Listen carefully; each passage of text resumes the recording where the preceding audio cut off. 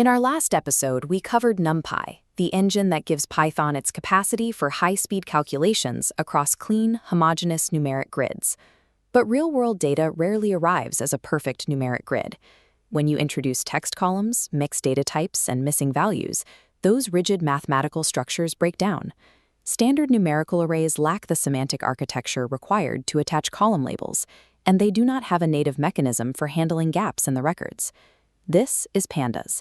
It was engineered specifically to bring the structural logic of spreadsheets and SQL tables directly into the Python ecosystem. It accomplishes this without discarding the raw processing power we established previously. Pandas is built directly on top of NumPy. By wrapping raw, C-optimized arrays inside a labeled interface, it creates a hybrid environment. You maintain the performance benefits of a matrix while gaining the readability of a labeled table.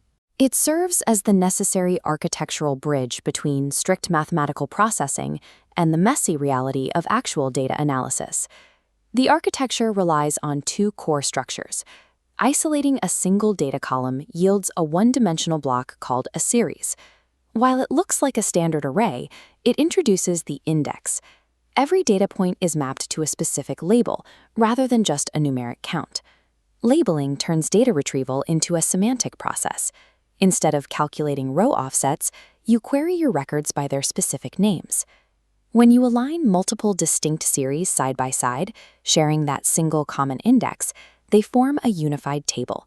This is the data frame, the central object in the library. Conceptually, this structure mirrors exactly what you would see in a relational database table or a sheet in a standard spreadsheet application.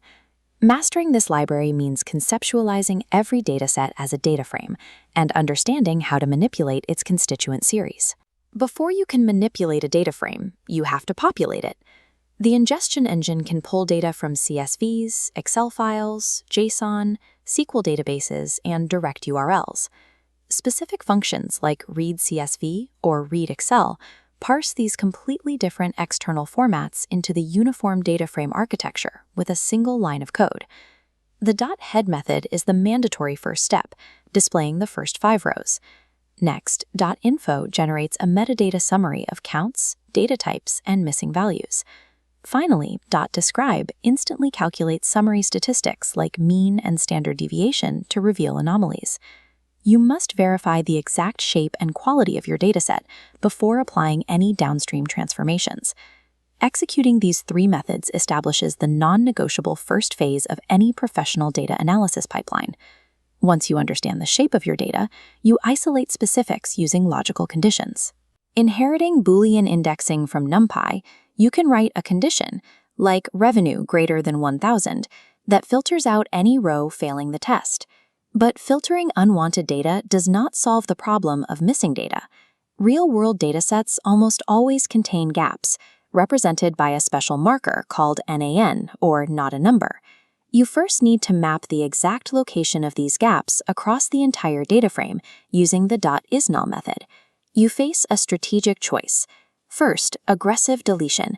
The .dropna method extracts and removes any entire row containing a missing marker. Alternatively, .fillna plugs those gaps with calculated substitutions, inserting the column's average into the empty space. Deleting rows is mechanically safe, but it discards all the otherwise valid data in those rows. Filling gaps preserves the surrounding data, but requires you to make statistical assumptions about what the missing value should have been.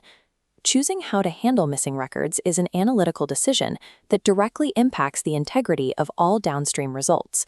With ClearMeta, you frequently need to summarize thousands of rows across specific categorical dimensions to extract actionable insights. This is handled by the .groupBy method's split, apply, combine methodology.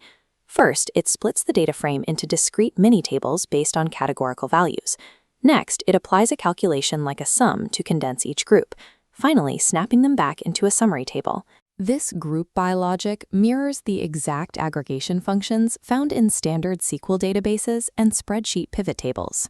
You can further shape these summaries using .sort_values to organize the results, or .pivot table to summarize data across multiple categorical dimensions at once.